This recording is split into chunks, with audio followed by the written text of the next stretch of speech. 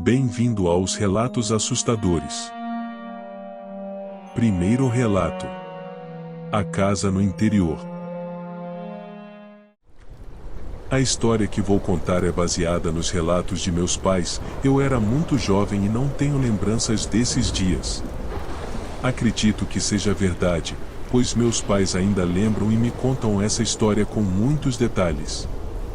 Meu pai, engenheiro agrônomo, havia sido transferido no trabalho, e para garantir que a família se adaptasse bem, ele alugou uma casa no interior.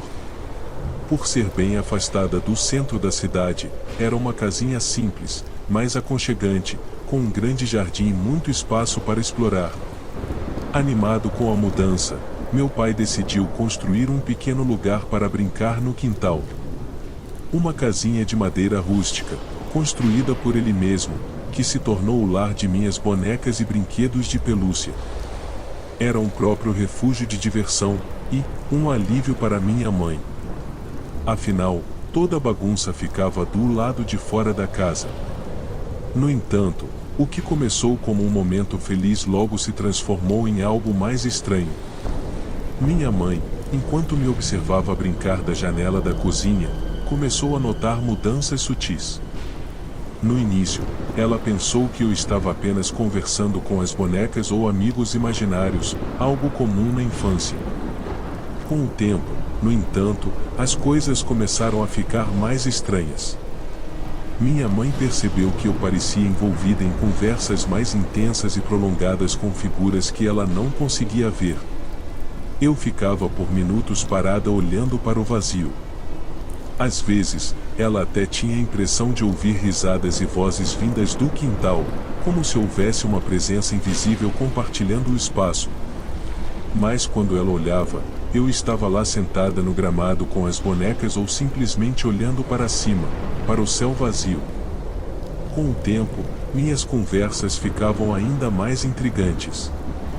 Eu chamava por nomes antigos, e até sobrenomes, como se estivesse me comunicando com seres invisíveis que tinham uma identidade própria. O mistério se aprofundava, e minha mãe, cada vez mais preocupada, começou a buscar respostas junto aos vizinhos. Ao conversar com outros moradores da região, ela descobriu que não estávamos sozinhos nessa experiência. Outros antigos moradores também relatavam a presença de figuras infantis invisíveis, e, de forma perturbadora, essas presenças pareciam influenciar o comportamento das crianças ao longo do tempo. Elas começavam a ficar mais reservadas, algumas até apresentavam comportamento violento. Diante da situação, minha mãe começou a rezar fervorosamente, buscando proteção e orientação divina. Meu pai havia gasto muito com a mudança, e não havia condições financeiras para encontrar uma nova casa. Os dias se desenrolavam com uma tensão constante, até que, como se fosse um verdadeiro milagre, um parente nosso, um tio que havia vivido na Alemanha, retornou ao Brasil. Meu tio, que era muito próximo de minha mãe, percebendo a situação delicada da nossa família, propôs compartilhar uma casa por um tempo. Ele precisava se ambientar novamente com o Brasil, e uma companhia por um tempo não seria ruim. A oportunidade era uma bênção, e aceitamos de bom grado. Mudamos para uma nova região, mais bem localizada, e, surpreendentemente, desde a mudança, nada mais aconteceu. Aquelas estranhas presenças pareciam ter ficado na casa anterior, como se o problema estivesse ligado ao local. A convivência com meu tio trouxe uma atmosfera mais leve e tranquila. A nova casa se tornou um lar seguro, afastando os eventos inexplicáveis que antes perturbavam nossas vidas. Segundo relato: a herança da casa. A casa, palco de uma longa disputa de herança entre os membros da família, permaneceu fechada e abandonada por anos. Finalmente, após uma exaustiva batalha judicial, a resolução chegou, e coube ao filho mais novo, herdeiro por direito, verificar as condições da casa com a intenção de vendê-la e dividir o valor entre os demais herdeiros. Ao girar a chave enferrujada na porta, ele sentiu um frio na espinha, como se algo no ambiente não estivesse certo. Ao entrar, estranhas sensações de nostalgia se misturaram com uma inquietante presença no ar. O eco vazio das salas parecia carregar segredos do passado, e a poeira acumulada contava a história do abandono. Enquanto explorava a casa, o tempo parecia se distorcer. Cada minuto que passava lá dentro arrastava-se como horas, e o herdeiro começou a se sentir envolto em uma atmosfera carregada de energia. Antigos pertences de sua avó, acumulados ao longo dos anos, começaram a cair misteriosamente ao chão, como se alguma força invisível estivesse tentando chamar sua atenção. Passos ecoavam pelos corredores, e o herdeiro se encontrava sozinho. As batidas nas paredes ecoavam como mensagens cifradas, como se houvesse algo querendo se comunicar. Uma sensação de desconforto crescia dentro dele, mas a curiosidade o impulsionava a continuar. Em uma das salas, uma velha caixa de recordações estava jogada no chão, como se tivesse sido deliberadamente deixada ali. Ao abri-la, fotos antigas, cartas amareladas e lembranças do passado se espalharam diante dele. Em meio aos objetos, uma fotografia antiga de sua avó chamou sua atenção, os olhos da imagem pareciam segui-lo. De repente, uma voz suave sussurrou no ar, revelando segredos há muito tempo enterrados. A casa parecia ganhar vida própria, contando histórias que estavam esquecidas nos cantos sombrios do tempo. Cada som e movimento eram como capítulos de uma narrativa antiga que buscava ser compreendida. A sensação de inquietação aumentou, e o herdeiro, agora imerso nas estranhezas da casa, percebeu que a venda da propriedade não seria apenas uma transação comercial. Aquela casa carregava um passado cheio de mistérios, e ele se viu diante da decisão de desvendar esses segredos ou deixá-los descansar no silêncio das paredes antigas. Profundamente tocado pela experiência anterior, o herdeiro decidiu retornar à casa no dia seguinte, determinado a desvendar os mistérios que envolviam aquele lugar. Dessa vez, ele trouxe consigo um médium espírita, alguém que pudesse estabelecer uma conexão com as energias sobrenaturais que pareciam habitar a residência. Assim que o médium adentrou a casa, sua expressão mudou instantaneamente. Ele sentiu as forças peculiares do local e, caminhando pelos cômodos, afirmou que havia algo ali que desejava se comunicar. Uma atmosfera de expectativa se estabeleceu quando eles decidiram realizar um ritual para facilitar a comunicação com o outro lado. As luzes começaram a piscar de maneira irregular, e uma forte corrente de vento percorreu os corredores da casa, como se as forças invisíveis estivessem respondendo à chamada. O médium, com os olhos vendados por um lenço preto, começou a agir como um intermediário entre os dois mundos. Enquanto o ritual acontecia, o vento se intensificava, objetos tremiam, mas o médium permanecia concentrado. Em um momento de silêncio tenso, ele começou a escrever algo em uma folha de papel. Era como se os espíritos estivessem usando suas mãos para transmitir uma mensagem. Quando o ritual chegou ao fim, tudo voltou ao normal. O vento cessou, e não havia mais objetos caindo misteriosamente.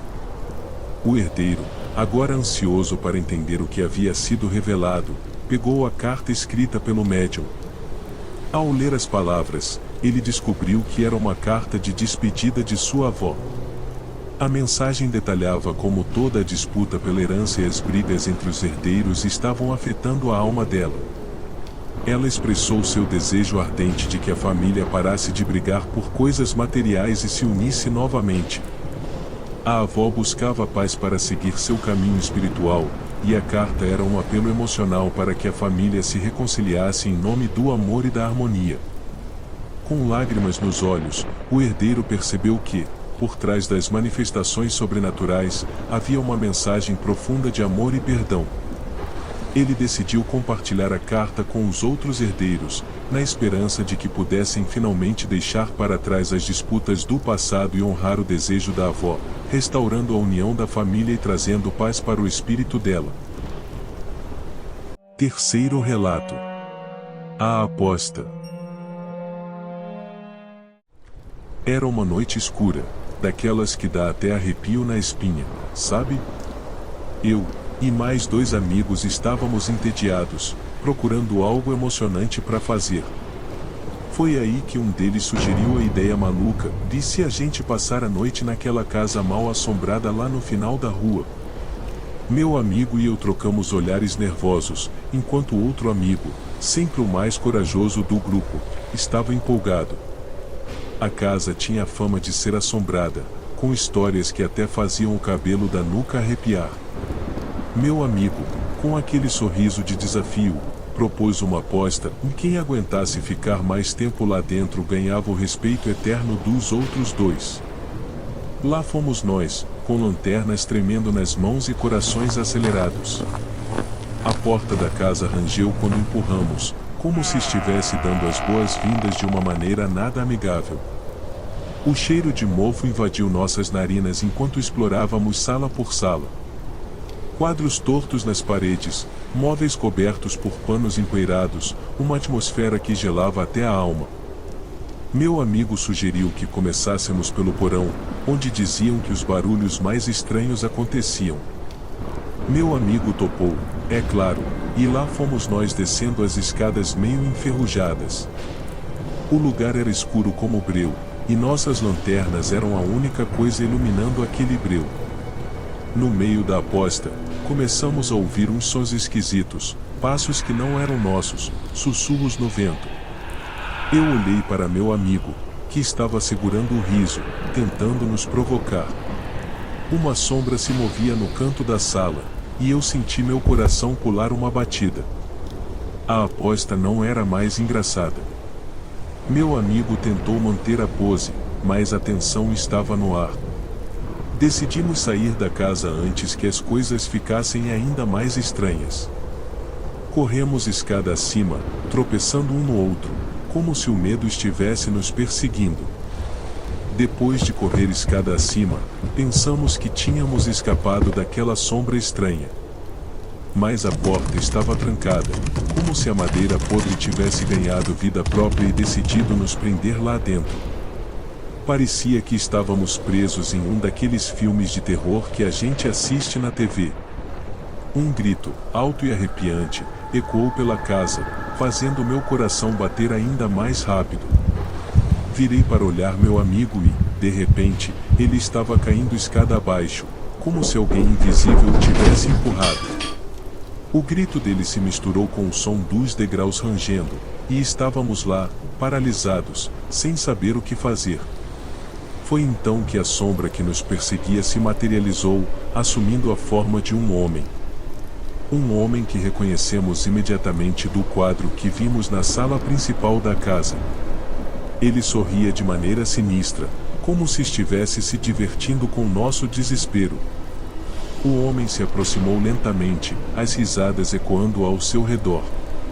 Parecia que estávamos presos em um pesadelo, sem conseguir acordar.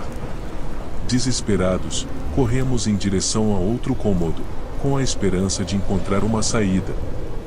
Risadas perturbadoras nos acompanhavam, como se aquela figura sombria estivesse se divertindo às nossas custas. Entramos em um quarto escuro e empoeirado, tentando controlar a respiração ofegante. A porta se fechou com um estrondo atrás de nós, e estávamos encurralados.